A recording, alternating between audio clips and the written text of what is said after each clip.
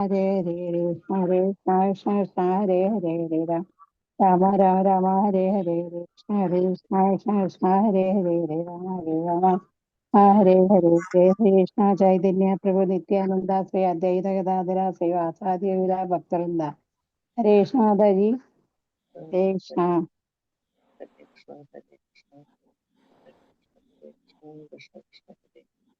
ഹരേ രാമ ഹരേ രാമ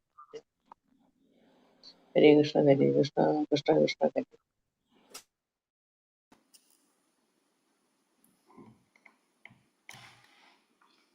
ഹരേ കൃഷ്ണ. കൃഷ്ണ പ്രണാമം മാതാജി. ഹരേ കൃഷ്ണ മാതാജി. ഹരേ കൃഷ്ണ, എല്ലാവർക്കും പ്രണാമം. ഹരേ കൃഷ്ണ. ഓം നമോ ഭഗവതേ വാസുദേവായ. ഓം നമോ ഭഗവതേ വാസുദേവായ. ഓം നമോ ഭഗവതേ വാസുദേവായ. ഓം അജ്ഞാനതിമിരാന്ധസ്യ ജ്ഞാനാഞ്ജനശലാകയ ചക്ഷുരുന്മീലിതം യേന തസ്മൈ ശ്രീഗുരവേ നമഃ.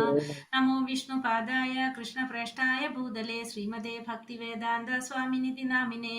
നമസ്തേ സാരസ്വതേ ദേവേ ഗൗരവാണി പ്രചാരിണേ നിർവിശേഷ ശൂന്യവാദി പാശ്ചാത്യദേശതാരിണേ. ജയ ശ്രീ കൃഷ്ണ ചൈതന്യ പ്രഭു നിത്യാനന്ദ ശ്രീ അദ്വൈത ഗദാധര ശ്രീവാസാദി ഗൗര ഭക്തവൃന്ദ. ഹരേ കൃഷ്ണ കൃഷ്ണ കൃഷ്ണ ഹരേ ഹരേ. ഹരേ രാമ രാമ രാമ ഹരേ ഹരേ. ഹരേ കൃഷ്ണ. നിഗമകൽപതരോർഗളിതം ഫലം സുഖമുഖാമൃതദ്രവ സംയുതം പിബത ഭാഗവതം രസമാലയം മുഹുരഹോ രസികാ ഭുവി ഭാവുകാഃ. നാരായണം നമസ്കൃത്യം നരം ചൈവ നരോത്തമം ദേവീം സരസ്വതീം വ്യാസം തതോ ജയമുദിരയേത്. നഷ്ടപ്രായേഷു ഭദ്രേഷു നിത്യം ഭാഗവത സേവയ ഭഗവതേ ഉത്തമ ശ്ലോകേ ഭക്തിർഭവതി നൈഷ്ഠികീ. കൃഷ്ണായ വാസുദേവായ ദേവകീ നന്ദനായ ച നന്ദഗോപകുമാരായ ഗോവിന്ദായ നമോ നമഃ. ഹരേ കൃഷ്ണ കൃഷ്ണ കൃഷ്ണ ഹരേ ഹരേ. ഹരേ രാമ രാമ രാമ ഹരേ ഹരേ.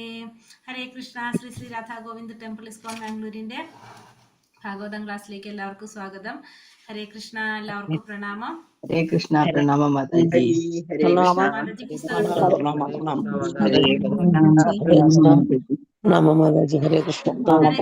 ഹരേ കൃഷ്ണ, എല്ലാവർക്കും പ്രണാമം. നമ്മള് ഒന്നാമത്തെ സ്കന്ധത്തിലെ 12ാമത്തെ അധ്യായം പരീക്ഷിത്ത് മഹാരാജാവിന്റെ ജനനം അല്ലെ അധ്യായത്തിലാണ് നമ്മള് 12ാമത്തെ ശ്ലോകം. അതാണ് നമ്മൾ ഇന്നലെ ഒരു ശ്ലോകം നമ്മൾ ആകെ എടുത്തിട്ടുണ്ടായിരുന്നുള്ളൂ അല്ലെ. മഹിമയെ കുറിച്ചൊക്കെ പറഞ്ഞു നമ്മൾ ഇന്നലെ ആകെ ഒരു ശ്ലോകം നമ്മൾ എടുത്തിട്ടുണ്ടായിരുന്നുള്ളൂ. എങ്ങനെയാണ് എന്താ പറഞ്ഞത്? ഭഗവാൻ ജീവാത്മാവും പരമാത്മാവും ഒന്നാണെങ്കിലും സർവ്വവ്യാപിയാണ്. ഭഗവാനെ ശരണം പ്രാപിച്ചവരും എല്ലാവരും ധാർമ്മികരാണ്. അധർമ്മികളെ ഭഗവാൻ അധർമ്മികളുടെ ബഹിരംഗ ശക്തിയൊക്കെ ഭഗവാനായിട്ട് ഇല്ലാതാക്കണം. പിന്നെ ഭഗവാൻ 10 ദിശകളിലും ആഭൂഷിതങ്ങളായി വിളങ്ങുന്നു ഭഗവാൻ. പിന്നെ ഏത് സ്ഥലത്ത് വേണേ ഭഗവാൻ പ്രത്യക്ഷാവാനും അപ്രത്യക്ഷാവാനും ഭഗവാൻ സാധിക്കും, കഴിയും. ഭഗവാൻ നമുക്ക് കാണുന്നില്ല എന്ന് മാത്രം. പക്ഷെ സർവ്വ ജീവാത്മാക്കളുടെയും പിതാവ് ഭഗവാനാണ്. അർഹതയുള്ളവർക്ക് മാത്രം ഭഗവാനെ കാണാൻ സാധിക്കും. പിന്നെ 12ാമത്തിൽ പറയണത് ഭഗവാനെ പരീക്ഷത്തിന്റെ ജനിക്ക നല്ലൊരു ലക്ഷണങ്ങളോടിട്ട് നക്ഷത്രങ്ങളൊക്കെ വിളങ്ങി പ്രകൃതി ശോഭിച്ച് ശുഭ സൂചനകളെല്ലായിട്ട് സമയത്ത് രാശിചക്രത്തിലെ ശുഭ സൂചനകളൊക്കെ കണ്ടിട്ട് സൗരത്തില് പാണ്ഡുവിന് സമാനമായിട്ട് അത് പരീക്ഷിത്ത് ജന്മം എടുക്കുകയാണ്. അവിടെയാണ് നിർത്തിയിരുന്നില്ല നമ്മൾ പറയാൻ പോകണ്ടല്ലേ. അപ്പൊ 11ാമത്തെ ശ്ലോകത്തിൽ നമ്മൾ കണ്ടു പരീക്ഷിത്ത് മഹാരാജാവ് കുട്ടി പരീക്ഷിത്ത് ഭഗവാൻ ഇങ്ങനെ നോക്കിക്കൊണ്ടിരുന്നപ്പോ പെട്ടെന്ന് തന്നെ ഭഗവാൻ അപ്രത്യക്ഷനായി, തൽക്ഷണം തന്നെ അപ്രത്യക്ഷനായി എന്നുള്ളതാണ് 11ാമത്തെ ശ്ലോകത്തില് നമ്മൾ കണ്ടത്. ഇനി 12ാമത്തെ ശ്ലോകത്തില് പരീക്ഷിത്ത് മഹാരാജാവ് ജനിച്ചതിനെ കുറിച്ച് പറയാണ് അല്ലെ. ഹരേ കൃഷ്ണ. ഓം നമോ ഭഗവതേ വാസുദേവായ. തഥാ സർവഗുണോദർക്കേ സാനുകൂലാഗ്രഹോദയേ ജജ്ഞേ വംശധരാ പാണ്ഡോർ ഭൂയ പാണ്ഡൂരിവൗജസ. തഥാ സർവഗുണോദർക്കേ സാനുകൂലാഗ്രഹോദയേ ജജ്ഞേ വംശധരാ പാണ്ഡോർ ഭൂയ പാണ്ഡൂരിവൗജസ. ചൊല്ലിക്കോളൂ. ഹരേ കൃഷ്ണ നമോ ഭഗവതേ ഭഗവതേ വാസുദേവായ വാസുദേവായ ഹരേ കൃഷ്ണാനുഭൂതഭൂതഭൂതഭൂതഭൂതഭൂതേ വംശധരം ശതരോ സകരാം ഭൂയഭൂതോ ഭഗവതേ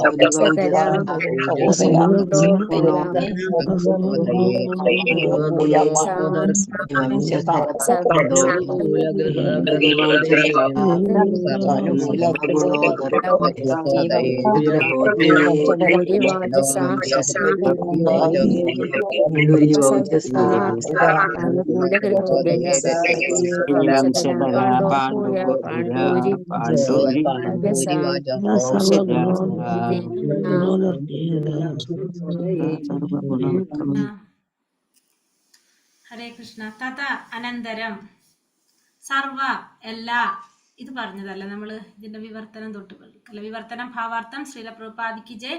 വിവർത്തനം അനന്തരം രാശിചക്രത്തിലെ ശുഭസൂചനകളെല്ലാം ക്രമേണ വെളിപ്പെട്ടപ്പോൾ ശൗര്യത്തിൽ തികച്ചും പാണ്ഡുവിന് സമാനനാകാൻ പോകുന്ന അദ്ദേഹത്തിന്റെ അനന്തരാവകാശി ജന്മമെടുത്തു. അപ്പോൾ രാശിചക്രത്തിൽ എല്ലാ ശുഭസൂചനകളും ഒരേ സമയം ക്രമേണ വെളിപ്പെട്ട സമയത്ത് ശൗര്യത്തില് പാണ്ഡുവിന് സമനാകാനായിട്ട് പോകുന്ന അദ്ദേഹത്തിന്റെ അനന്തരാവകാശിയായിട്ടുള്ള പരീക്ഷിത് മഹാരാജാവ് ജന്മമെടുത്തു. ഭാവാർത്ഥം ശ്രീല പ്രഭുപാദിക്ക് ജയ്. ശ്രീമദ് ഭാഗവതത്തിൽ സ്ഥിരീകരിച്ചിട്ടുള്ളതുപോലെ ജീവാത്മാക്കളിൽ ജ്യോതിശാസ്ത്ര ഗണിത പ്രകാരമുള്ള ഗ്രഹങ്ങളുടെ വിഭാവനമല്ല, നേരെ മറിച്ചത് വാസ്തവമാണ്.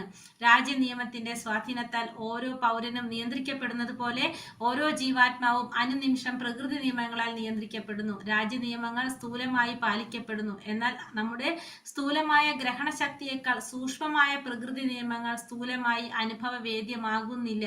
ഭഗവത്ഗീതയിൽ 3-ാം അധ്യായം 9-ാം ശ്ലോകത്തിൽ പ്രസ്താവിച്ചിരിക്കുന്നത് പോലെ ജീവിതത്തിലെ ഓരോ പ്രവൃത്തിയും നമ്മെ ബന്ധിപ്പിക്കുന്ന മറ്റൊരു പ്രതിപ്രവർത്തനം ഉളവാകുന്നു. എന്നാൽ യജ്ഞത്തിനു വേണ്ടി കർമ്മം അനുഷ്ഠിക്കുന്നവർക്ക് മാത്രം പ്രത്യാഘാതങ്ങള് ബന്ധിക്കപ്പെടുന്നില്ല. ഇവിടെ ഭാവാർത്ഥത്തിൽ പറയുന്നത് ശ്രീമദ് ഭാഗവതത്തിൽ സ്ഥിരീകരിച്ചിട്ടുള്ളതുപോലെ ജീവാത്മാക്കളിലെ ജ്യോതിശാസ്ത്ര ഗണിത പ്രകാരമുള്ള ഗ്രഹങ്ങളുടെ പ്രഭാവം അതൊരു എന്താണ് വെറുതെ പറയുന്നതല്ല, അത് വാസ്തവത്തിലുള്ളൊരു കാര്യമാണ്. എന്ത് ഈ ജ്യോതിശാസ്ത്ര ഗണിത പ്രകാരമുള്ള ഗ്രഹങ്ങളുടെ പ്രഭാവം ജീവാത്മാക്കളിൽ ചെലുത്തുന്നത് അത് വാസ്തവത്തിലുള്ളൊരു കാര്യമാണ്. രാജ്യത്തിന്റെ നിയമത്തിന്റെ സ്വാധീനത്താൽ ഓരോ പൗരനും നിയന്ത്രിക്കപ്പെടുന്നത് പോലെ ഓരോ ജീവാത്മാവും അനുനിമിഷം പ്രകൃതി നിയമങ്ങളാൽ നിയന്ത്രിക്കപ്പെടുന്നു. അപ്പൊ ഭൗതിക പ്രകൃതിയുടെ നിയമങ്ങളില് ഓരോ ജീവാത്മാവും നിയന്ത്രിക്കപ്പെടാണ്. ഇപ്പൊ രാജ്യത്തിന്റെ നിയമങ്ങൾ സ്ഥൂലമായിട്ട് പാലിക്കപ്പെടുന്നു, നമുക്കത് മനസ്സിലാക്കാനായിട്ട് സാധിക്കും. നമ്മുടെ സ്ഥൂലമായ ഗ്രഹണശക്തി കൊണ്ട് നമുക്ക് കാണാനായിട്ട് സാധിക്കുന്നതാണ് രാജ്യനിയമങ്ങൾ നമ്മൾ പാലിക്കപ്പെടുന്നത്. പക്ഷേ സ്ഥൂലമായ ഗ്രഹണശക്തിയേക്കാൾ സൂക്ഷ്മമായ പ്രകൃതി നിയമങ്ങൾ സ്ഥൂലമായി അനുഭവവേദ്യമാകുന്നില്ല. പക്ഷെ എന്താണ് ഭൗതിക പ്രകൃതിയുടെ നിയമങ്ങൾ സൂക്ഷ്മമായതുകൊണ്ട് നമുക്കത് അനുഭവവേദ്യമാകുന്നില്ല എന്ന് മാത്രം. ഭഗവത്ഗീത 3-ാം അധ്യായം 9-ാം ശ്ലോകത്തിൽ പ്രസ്താവിച്ചിരിക്കുന്നത് പോലെ ജീവിതത്തിലെ ഓരോ പ്രവൃത്തിയും നമ്മെ ബന്ധിപ്പിക്കുന്ന മറ്റൊരു പ്രതിപ്രവർത്തനം ഉളവാക്കുന്നു.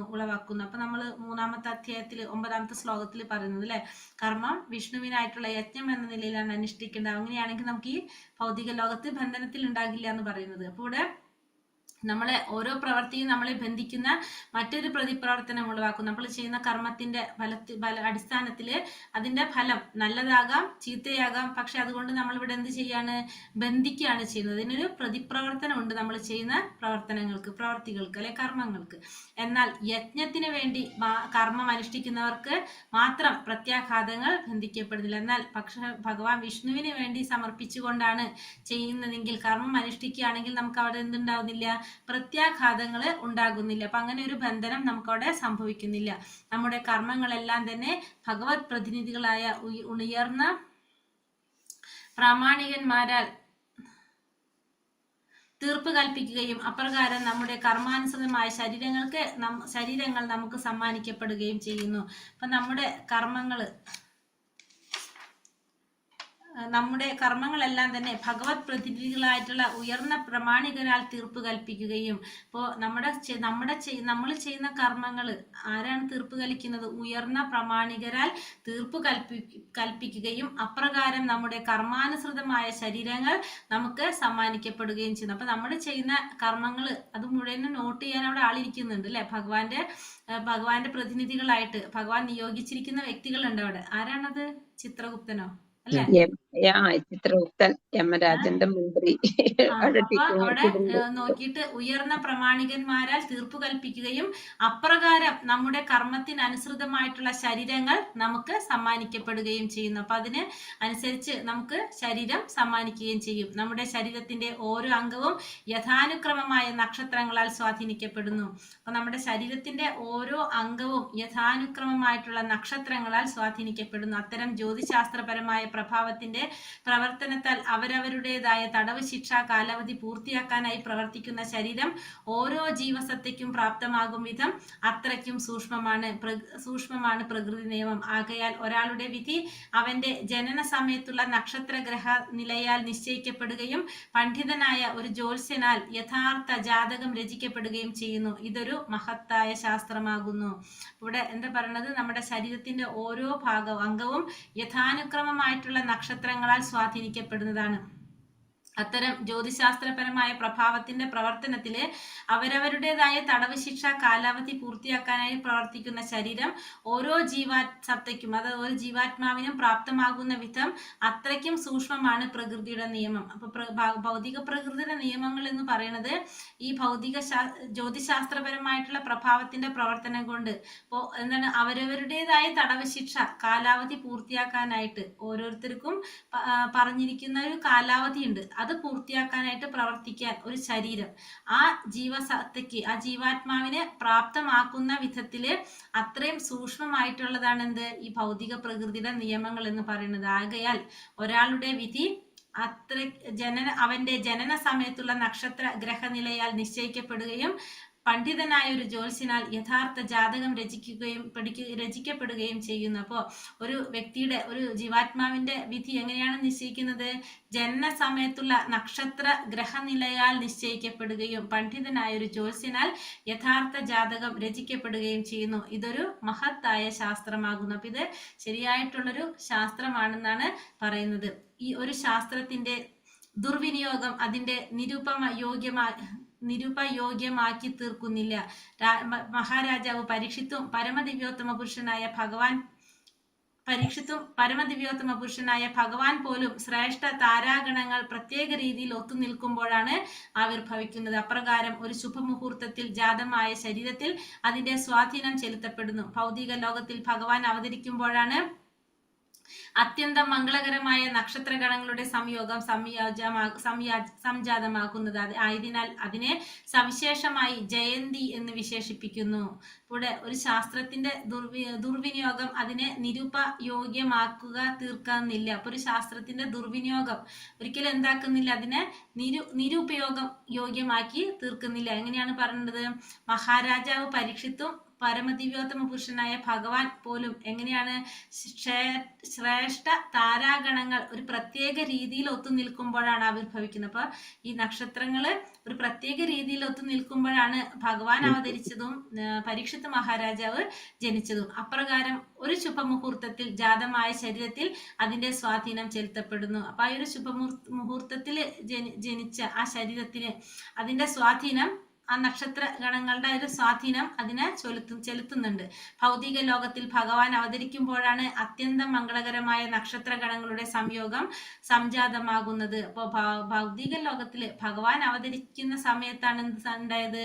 നക്ഷത്ര ഗണങ്ങളുടെ ആ സംയോഗം സംജാതമാകുന്നത്. ആയതിനാൽ അതിനെ സവിശേഷമായി ജയന്തി എന്ന് വിശേഷിപ്പിക്കുന്നു. അപ്പൊ അതുകൊണ്ട് തന്നെ ഭഗവാൻ അവതരിക്കുന്നതിന് നമ്മൾ എന്താ പറയുന്നത്? ജയന്തി എന്നാണ് പറയുന്നത്. മറ്റൊരു കാര്യത്തിനായും ഈ വാക്ക് ദുർവിനിയോഗം ചെയ്യരുത്. അപ്പൊ വേറെ ഒന്നിനും നമ്മൾ ഈ ഒരു വാക്ക് ഉപയോഗിക്കാനായിട്ട് പാടില്ല. പരീക്ഷിത്ത് മഹാരാജാവ് ശ്രേഷ്ഠനായ ക്ഷത്രിയ ചക്രവർത്തി മാത്രമായിരുന്നില്ല, ഭഗവാന്റെ മഹാഭക്തനുമായിരുന്നു. ആകയാൽ അദ്ദേഹം ഒരു അശുഭ മുഹൂർത്തത്തിലും ജന്മമെടുക്കുക സാധ്യമല്ല. അപ്പൊ പരീക്ഷിത്ത് മഹാരാജാവ് ഭഗവാന്റെ ഒരു ഉത്തമ ഭക്തനായിരുന്നു. അതുകൊണ്ട് തന്നെ ക്ഷത്രിയ ചക്രവർത്തി മാത്രമല്ല, ഉത്തമ ഭക്തനും കൂടി ആയിരുന്നത് കൊണ്ട് തന്നെ അദ്ദേഹം ഒരു അശുഭ മുഹൂർത്തത്തിൽ ജന്മമെടുക്കുക എന്ന് പറയുന്നത് സാധ്യമല്ല. ബഹുമാന്യനായ വിശിഷ്ട വ്യക്തിയെ സ്വീകരിക്കാനായി ഉചിതമായ കാലദേശങ്ങൾ തിരഞ്ഞെടുക്കുന്നത് പോലെ പരമപുരുഷ ഭഗവാനാൽ സവിശേഷമായി സംരക്ഷിക്കപ്പെട്ട മഹാരാജാവ് പരീക്ഷത്തിനെ പോലൊരു ശ്രേഷ്ഠനായ വ്യക്തിയെ സ്വാഗതം ചെയ്യാനായി എല്ലാ ശ്രേഷ്ഠ നക്ഷത്രങ്ങളും ഒത്തൊരുമിച്ച് അവരുടെ സ്വാധീനം രാജാവിന്റെ മേൽ ചെലുത്തക്ക അനുരൂപമായ ഒരു മുഹൂർത്തം തിരഞ്ഞെടുക്കപ്പെടുന്നു. ഇവിടെ പരീക്ഷിത്ത് മഹാരാജാവ് മഹാഭക്തനായതുകൊണ്ട് തന്നെ അത്തരത്തില് ശ്രേഷ്ഠനായ ഒരു വ്യക്തിയെ സ്വാഗതം ചെയ്യാനായിട്ട് എല്ലാ ശ്രേഷ്ഠ നക്ഷത്രങ്ങളും ഒരുമിച്ച് അവരുടെ സ്വാധീനം രാജാവിന്റെ മേല് ചെലുത്തുന്ന രീതിയിൽ ഒരു മുഹൂർത്തം തിരഞ്ഞെടുക്കപ്പെടുന്നു. അപ്രകാരം ശ്രീമദ് ഭാഗവതത്തിന്റെ ശ്രേഷ്ഠ നായകനായി അറിയപ്പെടാനായി മാത്രം അദ്ദേഹം ജന്മമെടുത്തു. അപ്പൊ അങ്ങനെ ശ്രീമദ് ഭാഗവതത്തിന്റെ ശ്രേഷ്ഠ നായകനായിട്ട് അറിയപ്പെടാൻ വേണ്ടിയിട്ടാണ് ആര് ജന്മമെടുത്തത്? പരീക്ഷിത് മഹാരാജാവ് ജന്മമെടുത്തത്. ഈ നക്ഷത്രഗണങ്ങളുടെ പ്രഭാവത്തിന്റെ ഉചിത വ്യൂഹം ഒരിക്കലും മാനവേച്ഛയുടെ സൃഷ്ടിയല്ല, മറിച്ച് പരമപുരുഷനായ ഭഗവാന്റെ പ്രതിനിധികളുടെ ഉന്നത നിർവഹണത്തിന്റെ വിധാനമാണ്. അപ്പോൾ ഇത്തരത്തില് ഈ നക്ഷത്രഗണങ്ങളുടെ പ്രഭാവം ഒരിക്കലും എങ്ങനെയല്ല, ഉചിതമായ വ്യൂഹം ഒരിക്കലും മാനവരുടെ ഇഷ്ടത്തിനനുസരിച്ചല്ല അത് നടക്കുന്നത്. എങ്ങനെയാണ്? പരമപുരുഷനായ ഭഗവാന്റെ പ്രതിനിധികളുടെ ഉന്നത നിർവഹണത്തിന്റെ വിധാനമാണത്. അപ്പൊ ഭഗവാന്റെ പ്രതിനിധികളുടെ ഉന്നത നിർവഹണത്തിന്റെ വിധാനത്തിലാണിത് സംഭവിക്കുന്നത്. അല്ലാതെ മനുഷ്യരുടെ ഇച്ഛയ്ക്ക് അനുസരിച്ചല്ല ഇതൊന്നും സംഭവിക്കുന്നത്. നിശ്ചയമായും അത് ഈ ജന്മസമയത്ത് പറയില്ലേ, ശുക്രദശ, ശനിദശ, ബുധദശ അല്ലെ, എല്ലാ നക്ഷത്രങ്ങളും ഒരുമിച്ച് വരുമ്പോ അല്ലെ? ഓരോരുത്തർക്ക് ഓരോ സമയത്ത് നക്ഷത്രങ്ങളുടെ അനുസരിച്ച് പറയുന്നത്. വിധി നിശ്ചയമായും ജീവാത്മാക്കളുടെ നല്ലതും ചീത്തയുമായ കർമ്മങ്ങൾക്കനുസൃതമായിട്ടാണ് ഈ ക്രമീകരണം സജ്ജമാക്കപ്പെടുന്നത്. ജീവാത്മാക്കളാൽ നിർവഹിക്കപ്പെടുന്ന പുണ്യകർമ്മങ്ങളുടെ പ്രാധാന്യം ഇവിടെയാണുള്ളത്. നിശ്ചയമായും ജീവാത്മാക്കളുടെ നല്ലതും ചീത്തയുമായ കർമ്മങ്ങൾക്കനുസൃതമായിട്ടാണ് ഈ ക്രമീകരണം സജ്ജമാക്കപ്പെടുന്നത്. അപ്പൊ ഇവിടെ ആ നക്ഷത്രങ്ങളുടെ ഒരു ക്രമീകരണം നടക്കുന്നത് എങ്ങനെയാണ്? ജീവാത്മാക്കളുടെ നല്ലതും ചീത്തയുമായ കർമ്മങ്ങൾക്കനുസൃതമായിട്ട് തന്നെയാണ് ഈ ഒരു ക്രമീകരണം അവിടെ നടക്കുന്നത്. അപ്പൊ ജീവാത്മാക്കളാൽ നിർവഹിക്കപ്പെടുന്ന പുണ്യകർമ്മങ്ങളുടെ പ്രാധാന്യം ഇവിടെയാണുള്ളത്. അപ്പോൾ പുണ്യകർമ്മങ്ങളാണ് ചെയ്യുന്നതെങ്കിൽ അപ്പൊ അവിടെ നക്ഷത്ര ക്രമീകരണം അതിനനുസരിച്ചായിരിക്കും വരുന്നുണ്ടാവുക. അപ്പൊ അവിടെയും എന്തനുസരിച്ചാണ് വരുന്നത്? പൂർവ്വജന്മത്തില് ചെയ്ത കർമ്മങ്ങളുടെ അടിസ്ഥാനത്തിൽ തന്നെയാണ് ഇതൊക്കെ സംഭവിക്കുന്നത്. നല്ല സമ്പത്തും നല്ല വിദ്യാഭ്യാസവും മനോഹര ലക്ഷണങ്ങളും ഒക്കെ ഒരാൾക്ക് ലഭിക്കാൻ അനുവദിക്കപ്പെടുന്നത് പുണ്യകർമ്മങ്ങളാൽ മാത്രമാകുന്നു. അപ്പൊ പുണ്യകർമ്മങ്ങളുടെ അടിസ്ഥാനത്തിലാണ് എന്ത് ലഭിക്കുന്നത്? നല്ല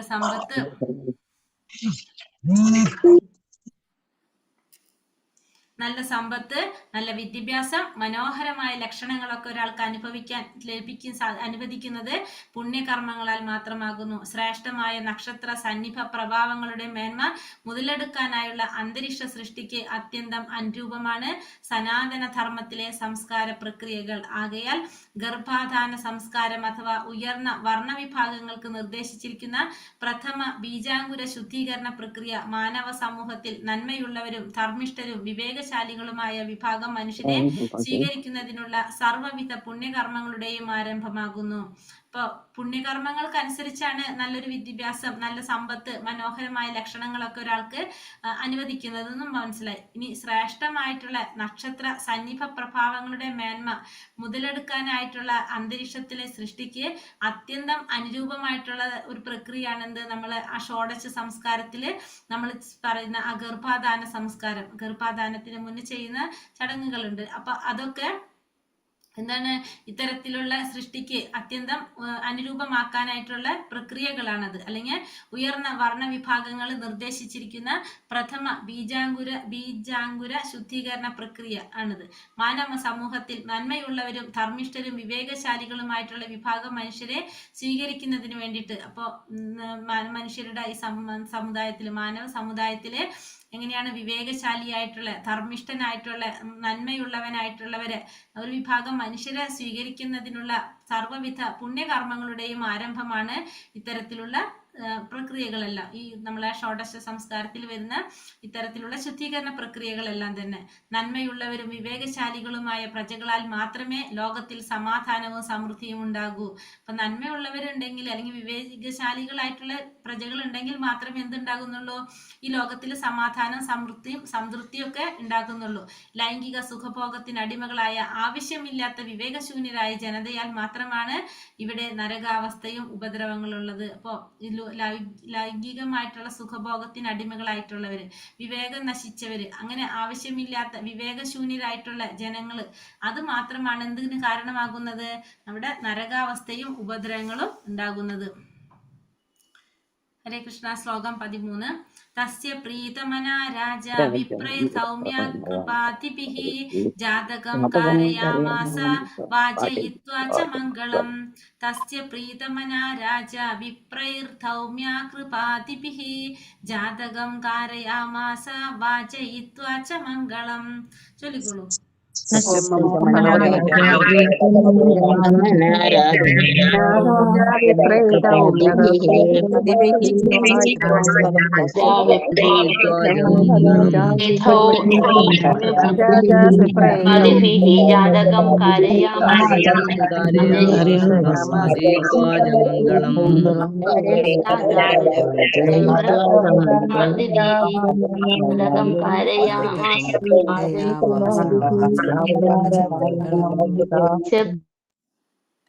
ഹരേ കൃഷ്ണ. തസ്യ അദ്ദേഹത്തിന്റെ പ്രീതമന സംതൃപ്തനായി രാജാവ് യുധിഷ്ഠിര രാജാവ് വിപ്രൈ പണ്ഡിത ബ്രാഹ്മണരാൽ ധൗമ്യൻ കൃപർ ആദിഭി മറ്റുള്ളവരും ജാതകം ഒരു ശിശു ജനിച്ചയുടൻ അനുഷ്ഠിക്കപ്പെടുന്ന ശുദ്ധീകരണ പ്രക്രിയകളിൽ ഒന്നാണ് ജാതകർമ്മം. കാരയാമാസ അവ നിർവഹിപ്പിച്ചു, വാചയിത്വ ഉരുവിട്ട്, മംഗളം മംഗളകരമായ. വിവർത്തനം ഭാവാർത്ഥം. ശ്രീല പ്രഭുപാദ് ജയ്.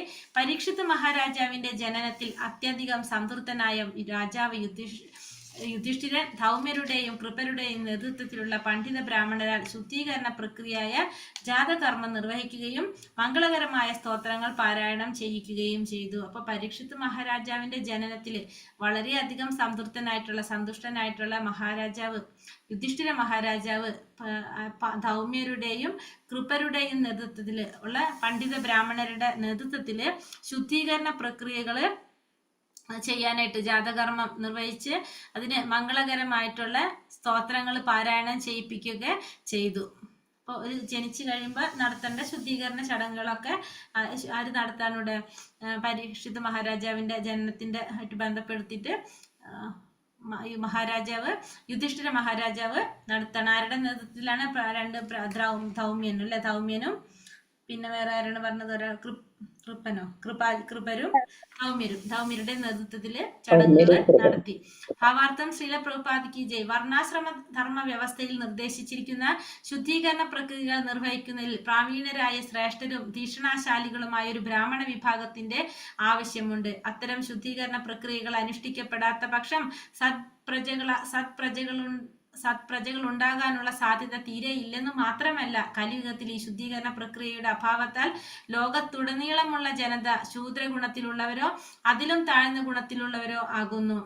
നല്ല ബ്രാഹ്മണരുടെയും എന്നിരുന്നാലും ഉചിത സൗകര്യങ്ങളുടെയും അഭാവം മൂലം ഈ വൈദിക ശുദ്ധീകരണ പ്രക്രിയ ഈ യുഗത്തിൽ വീണ്ടും പ്രാവർത്തികമാക്കുക അസാധ്യമാണ്. എന്നാലും ഈ യുഗത്തിനായി നിർദ്ദേശിക്കപ്പെട്ടിട്ടുള്ള പാഞ്ചരാത്രിക പദ്ധതിയുണ്ട്. പാഞ്ചരാത്രിക പദ്ധതി ശൂദ്ര വിഭാഗത്തിലുള്ള വ്യക്തികളിലും പ്രഭാവം ചെലുത്തുന്നു. ഇവിടെ വർണ്ണാശ്രമ ധർമ്മ വ്യവസ്ഥയിൽ നിർദ്ദേശിച്ചിരിക്കുന്ന ശുദ്ധീകരണ പ്രക്രിയകള് നിർവഹിക്കുന്നതിൽ പ്രാവീണരായിട്ടുള്ള ശ്രേഷ്ഠരായിട്ടുള്ള തീക്ഷണാശാലികളായ ഒരു ബ്രാഹ്മണ വിഭാഗത്തിന്റെ ആവശ്യം ഉണ്ട്. കാരണം വെച്ചിട്ടുണ്ടെങ്കിൽ ശുദ്ധീകരണ പ്രക്രിയകളൊക്കെ നടത്താൻ വേണ്ടിയിട്ട് ശ്രേഷ്ഠരായിട്ടുള്ള തീക്ഷണാശാലികളായിട്ടുള്ള ബ്രാഹ്മണരുടെ ഒരു ആവശ്യം അവിടെ വരുന്നുണ്ട്. അത്തരം ശുദ്ധീകരണ പ്രക്രിയകൾ അനുഷ്ഠിക്കപ്പെടാത്ത പക്ഷം സത്പ്രജകൾ ഉണ്ടാകാനുള്ള സാധ്യത തീരെ ഇല്ലെന്ന് മാത്രമല്ല, കലിയുഗത്തിൽ ഈ ശുദ്ധീകരണ പ്രക്രിയയുടെ അഭാവത്താൽ ലോകത്തിലുടനീളം ജനത ശൂദ്ര ഗുണത്തിലുള്ളവരോ അതിലും താഴ്ന്ന ഗുണത്തിലുള്ളവരോ ആകുന്നു. അപ്പോൾ ഈ സജ്ജനങ്ങൾ ഉണ്ടാകാനുള്ള സാധ്യത ഉണ്ടാകുന്നില്ല ഈ ശുദ്ധീകരണ പ്രക്രിയകളൊക്കെ അനുഷ്ഠിക്കാത്ത പക്ഷം. പിന്നെ കലിയുഗത്തിലാണെങ്കിലോ ഇതിന്റെ അഭാവം കൊണ്ട് ലോകത്തിലുടനീളം എങ്ങനെയാണ് ശൂദ്ര ഗുണത്തിലുള്ളവര് അല്ലെങ്കിൽ അതിലും താഴ്ന്ന ഗുണത്തിലുള്ളവരായിട്ട് മാറാണ് ചെയ്യുന്നത്. അപ്പൊ നല്ല ബ്രാഹ്മണരുടെയും എന്നിരുന്നാൽ ഉചിതമായ സൗകര്യങ്ങളുടെ അഭാവം മൂലം ഈ വൈദിക ശുദ്ധീകരണ പ്രക്രിയ ഈ യുഗത്തിൽ വീണ്ടും പ്രാവർത്തികമാക്കുക അസാധ്യമാണ്. പക്ഷെ കലിയുഗത്തില് എന്താണ്? നല്ല ബ്രാഹ്മണര് പിന്നെ അതേപോലെ തന്നെ ഉചിതമായ സൗകര്യങ്ങൾ അതിൻ്റെ ഒക്കെ അഭാവം ഉള്ളത് കൊണ്ട് തന്നെ ഈ ശുചീകരണ പ്രക്രിയ കലിയുഗത്തിൽ പ്രാവർത്തികമാക്കുക എന്ന് പറയുന്നത് അസാധ്യമാണ്.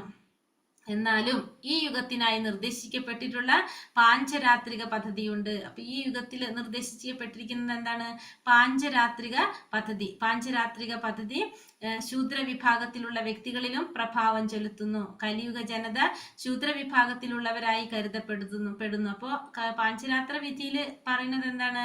പാഞ്ചരാത്രിക വിധി എന്ന് പറയുന്നത് നമ്മള് എന്തിനടിസ്ഥാനത്തിലാണ് ചെയ്യുന്നത്? ഒരു വ്യക്തി ഹരേ കൃഷ്ണ മാതാജി. അപ്പോൾ നമ്മളിപ്പോ എന്താ പറയാ, താന്ത്രിക വിധി, പാഞ്ചരാത്രിക വിധി എന്നൊക്കെ പറയാം. താന്ത്രിക വിധി എന്ന് പറയുമ്പോൾ നമ്മൾ എന്താണ്, ഒരു ബ്രാഹ്മണ കുലത്തിൽ ജനിച്ച ആ വംശപാരമ്പര്യത്തിൽ ആ ബ്രാഹ്മണൻ തന്നെയായിരിക്കും എന്ത് ചെയ്തു പോകുന്നത്?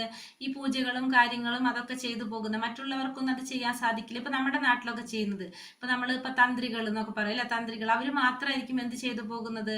അമ്പലത്തില് ഇപ്പൊ ഗുരുവായൂരൊക്കെ അമ്പലത്തിൽ പൂജ ചെയ്യുന്നു പോകുന്നത് അവരുടെ ഒരു വംശ പരമ്പര വരുന്നുണ്ട്. അപ്പൊ അവരിൽ കൂടെ മാത്രമാണ് അത് പോയിക്കൊണ്ടിരിക്കുന്നത്. പക്ഷെ ഈ പാഞ്ചരാത്രിക വിധി എന്ന് പറയുന്നത് ശൂദ്രനായിട്ട് ജനിച്ചാലും ബ്രാഹ്മണനായിട്ട് ജനിച്ചാലും ഏത് ജാതിയല്ല അവിടെ നോക്കുന്നത്. എന്താണ് അത്? പാഞ്ചരാത്രിക വിധി പറയുന്നത് നമുക്ക് അതിനുള്ള യോഗ്യത ഉണ്ടാവാന്നുള്ളതാണ്. ആ യോഗ്യത എന്ന് പറയുന്നത് ഒരു ഭക്തനായിരിക്കണം, വൈഷ്ണവനായിരിക്കണം, ഇപ്പൊ ദീക്ഷ എടുക്കുക, അങ്ങനെ കുറെ കാര്യങ്ങൾ ഇപ്പൊ നമ്മൾ അതിൽ പറയുന്നുണ്ടല്ലോ. അപ്പൊ അതൊക്കെ അനുസരിച്ച് അത് പ്രാവർത്തികമാക്കിയിട്ട് കറക്റ്റ് ആയിട്ട് ചെയ്തു പോകുന്ന ഒരു വ്യക്തി, അതാണ് ഈ പാഞ്ചരാത്രിക വിധി അനുസരിച്ച് നമുക്ക് ചെയ്യാനായിട്ട് സാധിക്കുന്നത്. അപ്പൊ പാഞ്ചരാത്രിക വിധി എന്ന് പറയുമ്പോൾ പാഞ്ചരാത്രിക വിധി നമ്മൾ വൈഷ്ണവര് ഫോളോ ചെയ്യുന്നൊരു പൂജ ആണെന്ന് പറയാം. നമുക്ക് പൂജ മോഡൽ നമ്മളിപ്പോ ഈ ചെയ്യുന്നതൊക്കെ പാഞ്ചരാത്രിക വിധിയാണ്. നാരദ പഞ്ചരാത്രത്തിലാണ് ഈ പറയുന്നത്. നാരദ പഞ്ചരാത്രത്തിലെ നാരദ മഹർഷിക്ക് ഭഗവാൻ പറഞ്ഞു കൊടുത്തൊരു ചിട്ടയാണത്. അപ്പൊ ആ പഞ്ചരാത്രിക വിധിയാണ് നമ്മൾ ഫോളോ ചെയ്യുന്നത്. ഇസ്കോൺ ഫോളോ ചെയ്യുന്നത് നാരദ പഞ്ചരാത്രത്തിലുണ്ട്. അപ്പൊ അതിലുള്ളതാണ് ഈ പഞ്ചരാത്രിക പദ്ധതി. അതനുസരിച്ചാണ് ചെയ്യുന്നത്. അപ്പൊ അതില് ശൂദ്ര വിഭാഗത്തിലുള്ള ഒരു വ്യക്തികളായാലും എന്ത് ചെയ്യാൻ സാധിക്കും? അതിനെ പ്രഭാവം ചെലുത്താനായിട്ട് സാധിക്കും. അപ്പൊ നമ്മൾ മെയിൻ ആയിട്ട് ചെയ്യേണ്ടതാണ് നമുക്ക് ശുദ്ധീകരണം ഉണ്ടാവാന്നുള്ളതാണ്. നമ്മളെ മനസ്സിനെ ശുദ്ധീകരിക്കുക, ശുദ്ധീകരിച്ച് ഭക്തനായിട്ട് മാറുക. അതാണ് ഇതിന്റെയൊക്കെ അടിസ്ഥാനം. അതാണ് പറയുന്നത്. കലിയുഗ ജനത ശൂദ്ര വിഭാഗത്തിലുള്ളവനായിട്ട് കരുതപ്പെടുന്നു. അപ്പൊ കലിയുഗത്തിൽ എല്ലാ ജനങ്ങളും ആരാണ്? ശൂദ്ര വിഭാഗത്തിൽ പെടുന്നവരാണ്. ആകയാൽ ഈ യുഗത്തിനും കാലത്തിനും അനുയോജ്യമായി നിർദ്ദേശിക്കപ്പെട്ടിട്ടുള്ള ശുദ്ധീകരണ പ്രക്രിയ ഇതാണ്. അപ്പൊ അതുകൊണ്ട് തന്നെ ഈ യുഗത്തിനനുസരിച്ചും കാലത്തിനനുസരിച്ചും അനുയോജ്യമായിട്ട് നിർദ്ദേശിക്കപ്പെട്ടിട്ടുള്ള ശുദ്ധീകരണ പ്രക്രിയ എന്താണ്? ഈ പാഞ്ചരാത്രിക വിധിയാണ്. അത്തരം ശുദ്ധീകരണ പ്രക്രിയ ആത്മീയ പുരോഗതിക്കായി മാത്രം അനുവദിക്കപ്പെട്ടിട്ടുള്ളതാകുന്നു. അപ്പൊ ഇതെന്തിനു വേണ്ടിയിട്ടുള്ളതാണ്? ആത്മീയമായിട്ട് പുരോഗതി ഉണ്ടാകാനായിട്ട് അനുവദിക്കപ്പെട്ടിട്ടുള്ളതാണ് ഈ പാഞ്ചരാത്രിക വിധി എന്ന് പറയുന്നത്. നാരദ പഞ്ചരാത്രത്തില് പറഞ്ഞിരിക്കുന്നത്. അല്ലാതെ മറ്റൊരു ഉദ്ദേശത്തിനായുമല്ല. ആത്മീയ പുരോഗതി ഉന്നതമോ അല്ലെങ്കിൽ അധമമോ ആയ പൈതൃകത്താൽ ഒരിക്കലും ബദ്ധമല്ല. ഈ ആത്മീയ പുരോഗതി എന്ന് പറയുന്നത് അത് ഉന്നത കുലത്തിലായാലും അധമ കുലത്തിലായാലും അതായിട്ട് യാതൊരു ബന്ധവും എന്തിനു വരുന്നില്ല? ഈ ആത്മീയ പുരോഗതിയില് വരുന്നില്ല. ഗർഭാധാന ശുദ്ധീകരണ പ്രക്രിയയ്ക്ക് ശേഷം സീമന്തോനയനം, ഭക്ഷണം മുതലായ മറ്റു ചില സംസ്കാരങ്ങളും ഗർഭവേളയിൽ അനുഷ്ഠിക്കുന്നു. ശിശു ജാതനായ ശേഷമുള്ള ആദ്യത്തെ ശുദ്ധീകരണ പ്രക്രിയ ജാതകർമ്മം ആണ്. പുരോഹിതനായ ധൗമ്യനെയും പുരോഹിതൻ മാത്രമല്ല യോദ്ധാവ് കൂടിയായ കൃപാചാര്യരെയും പോലുള്ള ശ്രേഷ്ഠരും പണ്ഡിതരുമായ ബ്രാഹ്മണരുടെ സഹായത്തോടെ മഹാരാജാവ് യുധിഷ്ഠിരൻ അത് യഥാർഹമായി അനുഷ്ഠിച്ചു. ഈ സംസ്കാര കർമ്മം നിർവഹിക്കാനായി മഹാരാജാവ് യുധിഷ്ഠിരൻ പണ്ഡിതരും പരിപൂർണരുമായ ഈ ഇരു പുരോഹിതന്മാരെയും അവരെ സഹായിക്കാനായി ശ്രേഷ്ഠരായ മറ്റ് ബ്രാഹ്മണരെയും നിയോഗിച്ചു. ഇവിടെ എന്താ പറയുക? ഗർഭാധാന ശുചീകരണ പ്രക്രിയയ്ക്ക് ശേഷം സീമന്തോനയനം, സദഭക്ഷണം മുതലായ മറ്റു ചില സംസ്കാരങ്ങളും ഗർഭവേളയിൽ അനുഷ്ഠിക്കുന്നു. അപ്പൊ നമ്മൾ ഇതില് സീമന്തം, പിന്നെന്താണ് അന്നപ്രാശം എന്നൊക്കെ നമ്മൾ പഠിച്ചിട്ടുണ്ട് അല്ലെ ഷോഡശ സംസ്കാരത്തില്.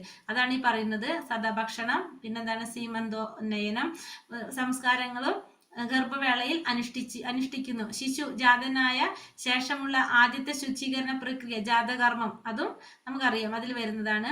രാജപുരോഹിതനായ ധൗമ്യനെയും പുരോഹിതൻ മാത്രമല്ല മഹായോദ്ധാവ് കൂടിയായ കൃപാചാര്യരെയും പോലുള്ള ശ്രേഷ്ഠ പണ്ഡിത ബ്രാഹ്മണന്മാരുടെ സഹായത്തോടെ മഹാരാജാവ് യുധിഷ്ഠിരൻ അത് യഥാർഹമായി അനുഷ്ഠിച്ചു. അപ്പൊ അത് യഥാവിധി ഉചിതമായ രീതിയിൽ ഈ രണ്ട് പുരോഹിതന്മാരുടെ നേതൃത്വത്തില് യുധിഷ്ഠിര മഹാരാജാവ് അത് അനുഷ്ഠിച്ചു. ഈ സംസ്കാര കർമ്മം നിർവഹിക്കാനായി മഹാരാജാവ് യുധിഷ്ഠിരൻ പണ്ഡിതരും പരിപൂർണരുമായ ഈ ഇരു പുരോഹിതന്മാരെയും അവരെ സഹായിക്കാനായി ശ്രേഷ്ഠനായ മറ്റു ബ്രാഹ്മണരെയും നിയോഗിച്ചു. അപ്പോൾ ഈ തരത്തിലുള്ള ചടങ്ങുകൾ നിർവഹിക്കാൻ വേണ്ടിയിട്ട് ഈ 2 പുരോഹിതന്മാരെയും പിന്നെ അവരെ സഹായിക്കാനായിട്ട് ശ്രേഷ്ഠരായിട്ടുള്ള മറ്റു ബ്രാഹ്മണരെയും നിയോഗിച്ചു. ആകയാൽ എല്ലാ സംസ്കാരങ്ങളും, അതായത് ശുചീകരണ പ്രക്രിയകളും വെറും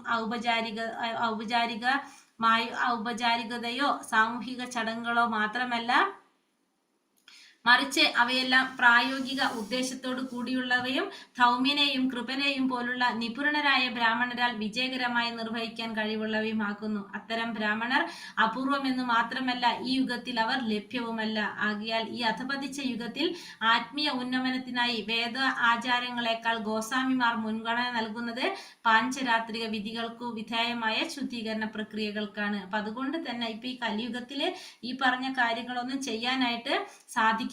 കാരണം വെച്ചിട്ടുണ്ടെങ്കിൽ എന്താണ്, പ്രായോഗികമായിട്ട് നമ്മൾ എന്താ പറയുന്നത്, ബ്രാഹ്മണര് അപൂർവം എന്ന് മാത്രമല്ല ഈ യുഗത്തില് ലഭിക്കുക തന്നെ ഇല്ല ബ്രാഹ്മണര്. പിന്നെ അതേപോലെ തന്നെ അധപതിച്ചൊരു യുഗമായത് കൊണ്ട് തന്നെ ഇവിടെ ഏതാണ് ചെയ്യാൻ സാധിക്കുന്നത്, വേദാചാരങ്ങളെക്കാൾ ഗോസ്വാമിമാർ മുൻഗണന നൽകുന്നത് ഈ പാഞ്ചരാത്രിക വിധികൾ അനുസരിച്ചുള്ള ശുദ്ധീകരണ പ്രക്രിയകൾക്കാണ് ഇവിടെ പ്രാധാന്യം നൽകുന്നത്.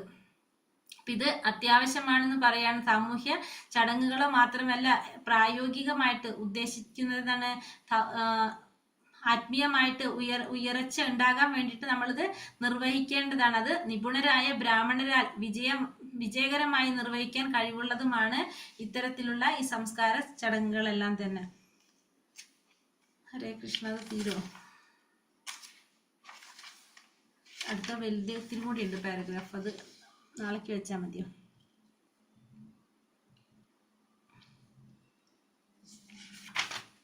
നാളെ എടുക്കല്ലത്.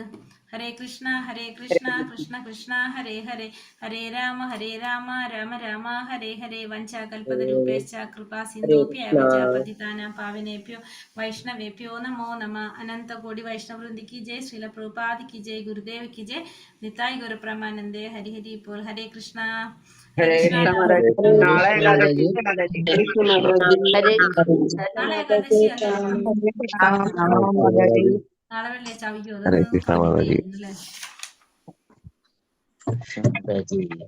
നാളെ ക്ലാസ് ഉണ്ടാവില്ല മാതാജി. നാളെ ക്ലാസ് ഉണ്ടാവില്ല. എന്നാൽ നേരത്തെ പറഞ്ഞെങ്കിൽ ഈ പാരഗ്രാഫ് ഒരു 15 മിനിറ്റ് തീർത്ത് അവസാനിപ്പിക്കും. മാതാജി. പ്രണാമം മാതാജി. ഹരേ കൃഷ്ണ എല്ലാവർക്കും പ്രണാമം. മാതാജി. നാളെ ഭാഗവത ക്ലാസ് ഉണ്ടാവില്ല മാതാജി. ഉണ്ടല്ലോ.